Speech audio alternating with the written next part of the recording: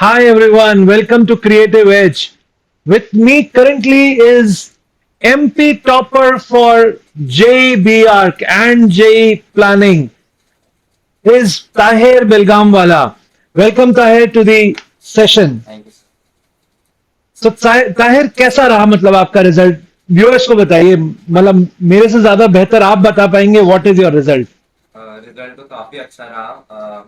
Total मैंने 99.955 percentile मेरा achieve हुआ और ऑल इंडिया रैंक मेरी 25 रही और एमपी स्टेट में मध्य प्रदेश में मेरी फर्स्ट पोजीशन रही।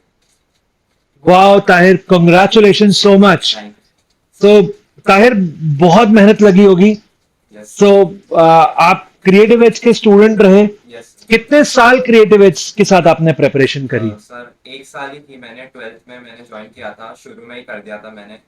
ओके और फिर तब से मैं फिर सारी क्लासेस अटेंड कर रहा था। ओके. तो ताहिर कौन से स्कूल के पढ़े हो आप इंदौर में? 10th तक तो मैं चोइथराम स्कूल में था। उसके बाद में मैंने डमी ले लिया था 11th और 12th के लिए। सो टेक्निकली अगर मैं बात करूं तो आप एक सॉर्ट ऑफ ड्रॉपर ही थे हमारे साथ.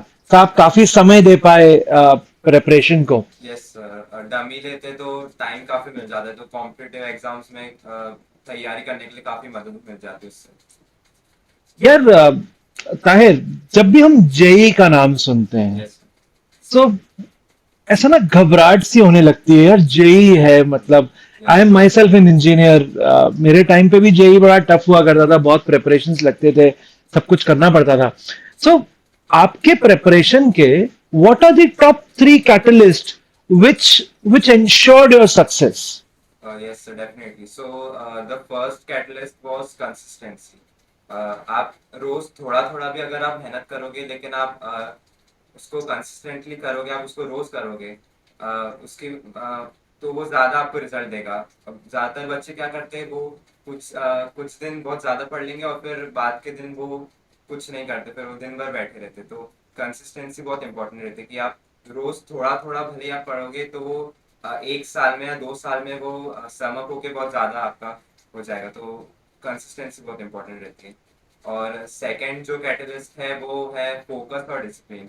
अगर आप पढ़ाई करने बैठते हो तो फिर आपको सब आपका फोन या तो स्विच ऑफ कर देना चाहिए, या फिर आपको उसको एरोप्लेन मोड पे या फिर नोटिफिकेशंस बंद कर देने चाहिए। क्योंकि अगर हम पढ़ने बैठते और नोटिफिकेशन आते तो बच्चे फिर स्टूडेंट्स फोन चलाने लग जाते हैं।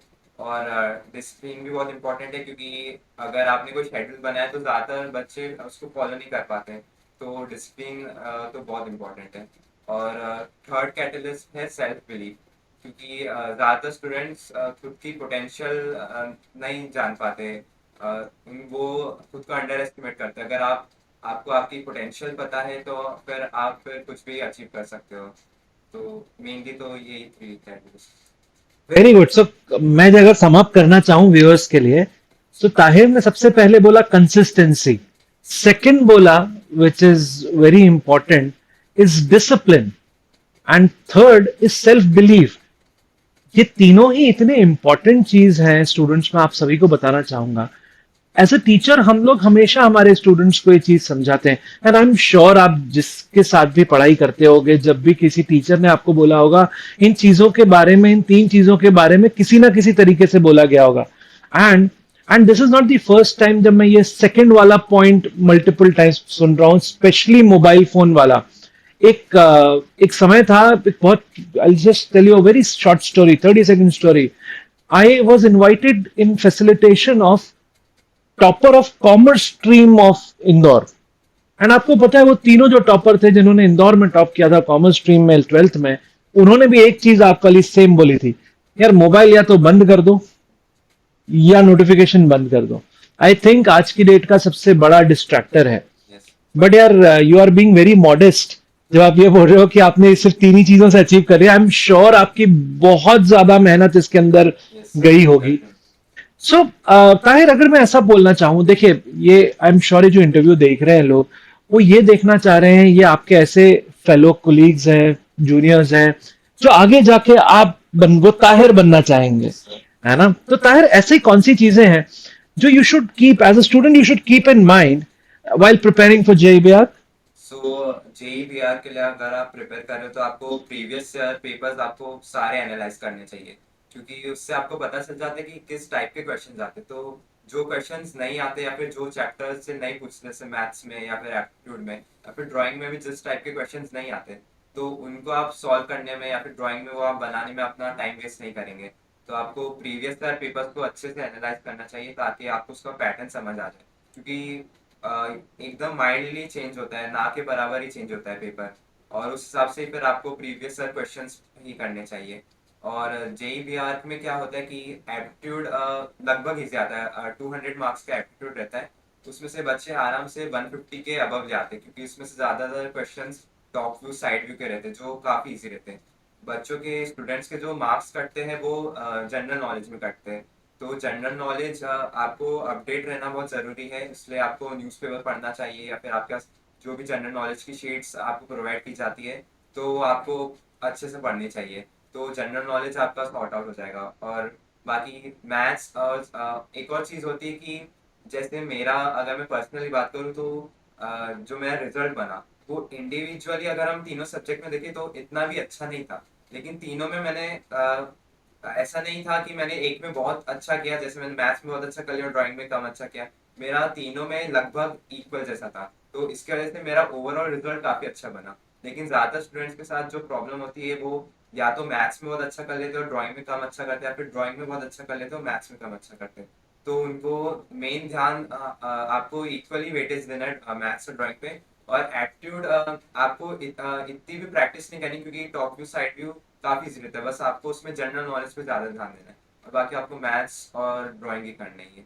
और लास्ट बात ये कि आपको कभी भी कोई सी भी एग्जाम आप दें तो उसमें आपको कॉलेज को टारगेट करके एग्जाम नहीं देनी चाहिए, क्योंकि जैसे आप सोचते कि इस कॉलेज के लिए ये कट ऑफ है तो मैं ये कट ऑफ ले आऊंगा तो मेरा हो जाएगा।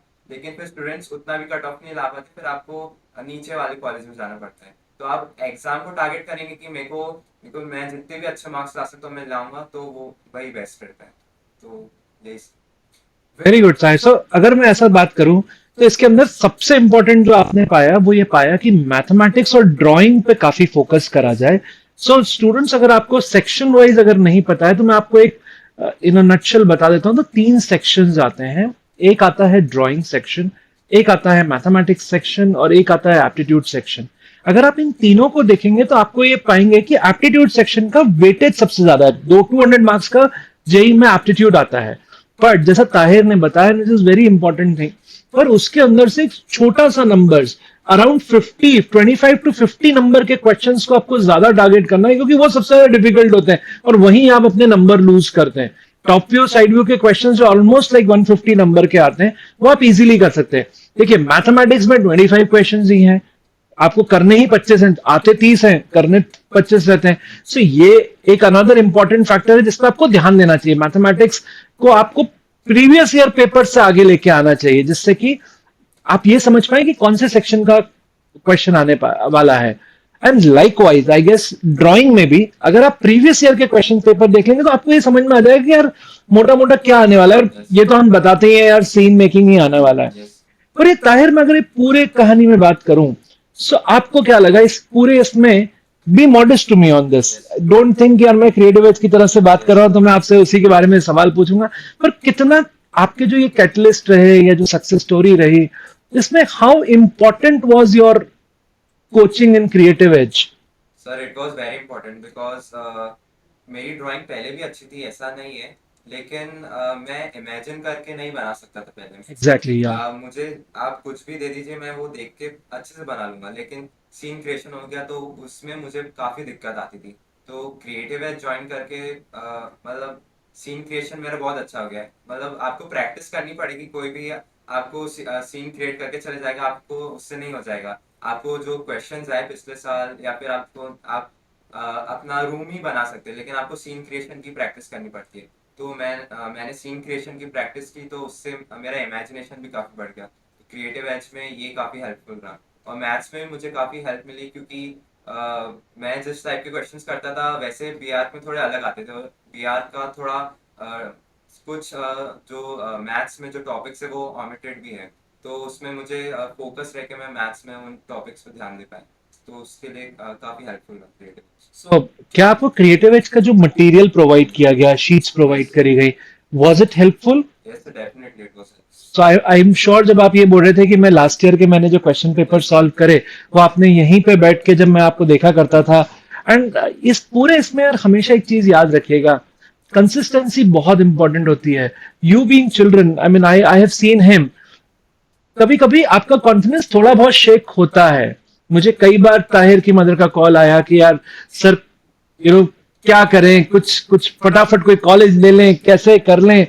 पर एक कंसिस्टेंसी, अपने आप पे सेल्फ पे विश्वास, ये बहुत इंपॉर्टेंट होता है। यस सो ताहिर, हमने ये सब बातें करी कि यार क्या करना चाहिए, कैसे करना चाहिए। आई एम श्योर बच्चे फाइन डिटेल्स में काम करेंगे इसके ऊपर, but there are some few don'ts. Yes यार ये मत करना यार, बाकी सब ठीक है। यस। सो वो क्या होंगे, मतलब क्या ऐसी चीजें हैं जो बच्चों को अवॉइड करनी चाहिए करने से? फर्स्ट तो सभी ने लगभग ने गैस कर ही लिया होगा, वो सोशल मीडिया है। क्योंकि सोशल मीडिया चलाना बुरी बात नहीं है। बहुत से स्टूडेंट्स ये रीजन देते कि हमने दिन भर पढ़ लिया, हम रात को चला लेंगे तो उससे रिलैक्स हो जाएंगे। लेकिन सोशल मीडिया का एक बहुत बड़ा डिसएडवांटेज ये है कि उससे आपका अटेंशन स्पैन बहुत कम हो जाता है। जो आप इंस्टाग्राम पे आप जो रील्स वगैरह देखते हैं या शॉर्ट्स देखते हैं, तो वो मतलब 10 सेकेंड या 15 सेकेंड के रहते हैं। तो उनसे आपका अटेंशन स्पैन बहुत कम हो जाएगा। तो जब आप पढ़ने बैठेंगे तो वो आपको पढ़ाई में इंटरेस्ट नहीं लगेगा, क्योंकि आप इंस्टाग्राम पे आप 10-15 सेकेंड में ही आप मतलब जो आपका डोपामिन लेवल्स है वो आप सेटिस्फाई हो जाते थे। लेकिन आप जब पढ़ने बैठेंगे तो आपके अटेंशन लेवल इतने कम हो जाएंगे कि आप फिर लॉन्ग आवर्स के लिए आप पढ़ नहीं पाएंगे।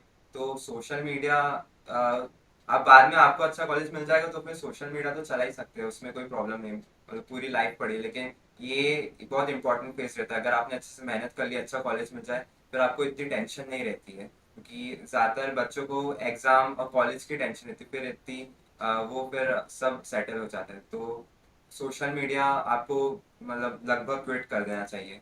और दूसरा ये कि आपको आपको आपके दोस्तों के साथ भी थोड़ा कम करना चाहिए घूमना। कि आपके दोस्तों का कॉल आ गया तो आप घूमने चले गए, तो ये क्योंकि बहुत इंपॉर्टेंट फेज रहता है। अगर इसको आपने सीरियसली नहीं लिया तो फिर आपकी पूरी लाइफ हो सकता है बचता है। तो इसलिए ये दोनों चीजें। तो आपने बोला थोड़ा सा ये सोशल लाइफ अपनी कम कर देनी चाहिए, पर आपको पता है स्टूडेंट्स, आज ताहिर ने एज अ गुड स्टूडेंट एक बहुत अच्छी चीज करी, मुझे जो बहुत अच्छा लगा। ताहिर ने सिर्फ ये नहीं बोला कि सोशल मीडिया से दूर रहना है, ताहिर ने ये समझाया आपको कि सोशल मीडिया से दूर क्यों रहना है।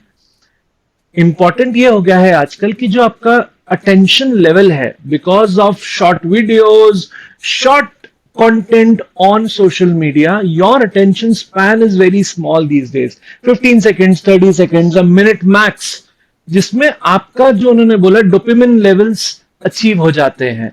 पर अगर आपको उस डोपामाइन लेवल को बुक्स के थ्रू, स्टडीज के थ्रू अचीव करना है, तो you have to be little consistent in that, little longer hours of sitting, long patience that is required.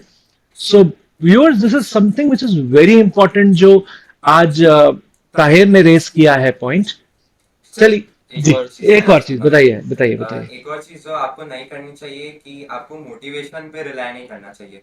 आपको यूट्यूब पे बहुत सारे मोटिवेशनल स्पीकर्स मिल जाएंगे, वो आपको मोटिवेट कर देंगे। आप आप एक दिन के लिए या एक हफ्ते के लिए या फिर ज्यादा से ज्यादा आप एक महीने के लिए मोटिवेट हो जाएंगे, आप अच्छे से कर लेंगे। उसके बाद फिर आप वापस वैसे ही हो जाएंगे जैसे आप पहले थे। तो इसकी जगह आपको आपकी हैबिट्स बिल्ड करनी चाहिए, आपको शेड्यूल बनाना चाहिए, आपको टाइम मैनेजमेंट आपका सही करना चाहिए, और आपको मेहनत करनी चाहिए। क्योंकि आप एक बार आप ये सेट कर लेंगे तो फिर आपको दिक्कत बाद में नहीं आएगी, आपको बाद में मोटिवेशन की जरूरत नहीं पड़ेगी। तो ज्यादातर स्टूडेंट्स वो भले ही कोई 12th में हो या फिर बाद में कॉलेज के बाद में भी वो मोटिवेशन पे काफी रिलाय करते हैं। आपको मोटिवेशन की जगह आपको हैबिट्स बिल्ड करनी चाहिए, तो उस पर ध्यान देना चाहिए। Very nice, I mean this is excellent that you have spoken कि हमें मोटिवेशन की जगह हैबिट्स पे काम करना चाहिए। और इंसिडेंटली मैं अभी किसी एक अच्छे डॉक्टर से मिला था जिन्होंने मुझे ये समझाया कि इट इज नॉट अबाउट कि आप किस तरीके से चीजों को देखते हैं। मतलब मैं ये नहीं बोलूंगा कि आप एक्सरसाइज ही करिए, हो सकता है आपकी अगर सिर्फ एक्सरसाइज करने की एक्टिविटी ज्यादा हो, then you should play sudoku, that acts like an exercise. But for example as a student आज आपकी पढ़ाई का काम ज्यादा है, सो पढ़ाई की एक्सरसाइज ऑलरेडी ज्यादा हो रही है, so there is something known as complementary activity.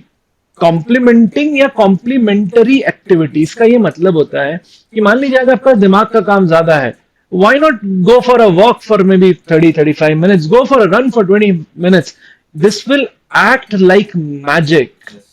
And instead of going on social media for 20 minutes, let's go for a walk for maybe 20 minutes. Let's go for a run for maybe 20 minutes. That is something बहुत अच्छा point तुमने raise किया है Tahir, and I am sure तुम्हारे जो points आ रहे हैं निकल के वो तुम्हें टॉपर बना रहे हैं और वो तुम्हारा दिखा रहे हैं कि why you are a topper. So yeah, it's been a good interview since now, since we started. यार कुछ some kind of last words wherein आप students को क्या बताना चाहेंगे कि यार what is your success mantra for the students, क्या मंत्रा देना चाहेंगे?